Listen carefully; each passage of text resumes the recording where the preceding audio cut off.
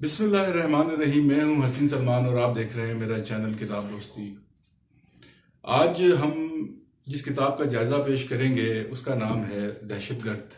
یہ آپ کے سامنے ہے یہ کتاب طارق اسماعیل ساگر صاحب کی لکھی ہوئی ہے کتاب۔ طارق اسماعیل ساگر کسی تعارف کے محتاج نہیں ہے، ایک محب وطن، سچے کھرے پاکستانی۔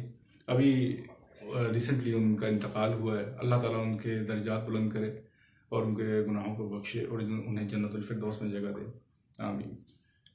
یہ کتاب جو ہے یہ انہوں نے اس کا عنوان جو دہشت گرد رکھا ہے، اس کا جو پس منظر ہے وہ ہماری جو دہشت گردی کی جو لہر یا ریسنٹ ہمارے ملک میں چل رہی ہے یا پاس میں تھی، اب تو الحمدللہ کافی حد تک اس میں کمی ہے، اس کا تعلق اس دہشت گردی سے نہیں ہے۔ یہ ماضی قریب میں پاکستان کے ایک بڑے شہر کی ایک سٹوری ہے جہاں پر ایک بڑی سیاسی جماعت کی طرف انہوں نے اشارہ کیا ہے اور اس کے جو عزائم تھے، یعنی کہ پاکستان کی جو سالمیت کو اور اس کی خود مختاری کو اور اس کے امن و امان کو تباہ و برباد کرنے کے لیے اس سیاسی جماعت نے را انڈین انٹیلیجنس ایجنسی جو ہے اس کے ساتھ مل کر اس کی پشت پناہی سے کیسے کیسے ملک کی اس شہر کے حالات کو کیسے کیسے امن و امان کو خراب کیا اور کیا کیا سازشیں رچی۔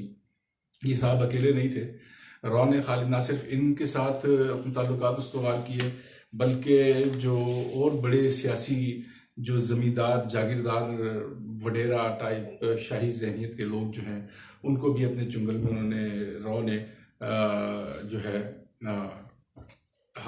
شامل کیا، کیپچر کیا اور ان کو بہت بڑی بڑی مراعات اور جس کو کہتے ہیں کہ لالچ دی گئی، تو اس کے عوض میں انہوں نے ملکی وقار کا سودا بھی کیا۔ اس میں جو ہے دوسری طرف اس میں ہمیں جو اچھی چیز ملتی ہے وہ یہ ہے کہ ہمارے جو لا اینڈ آرڈر کے جو ادارے ہیں، جو ہماری فرسٹ لائن آف ڈیفنس ہے،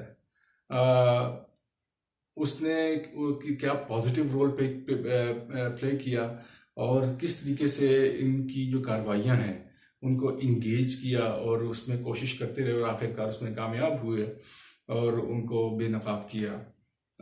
یہ جو ہمارے ادارے ہیں انہوں نے کس طرح سے ان کی ایک ایک چیز پہ نظر رکھی اور پھر دنیا کے سامنے اس کو لے کر آئے۔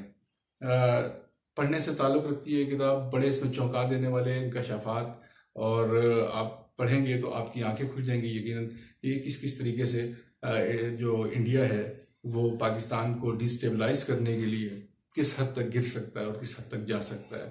ضرور پڑھیے، امید ہے کہ یہ مختصر جائزہ آپ کو پسند آیا ہوگا۔ اگر اس کتاب سے ریلیٹڈ کوئی بھی کوشچن ہو تو کائنڈلی کمنٹ باکس میں پوچھیے گا، مجھے آپ کی رائے کا انتظار رہے گا۔ ملتے ہیں اگلے کسی کتاب کی جائزے کے ساتھ، تب تک کے لیے دیجیے اجازت۔ السلام علیکم ورحمۃ اللہ۔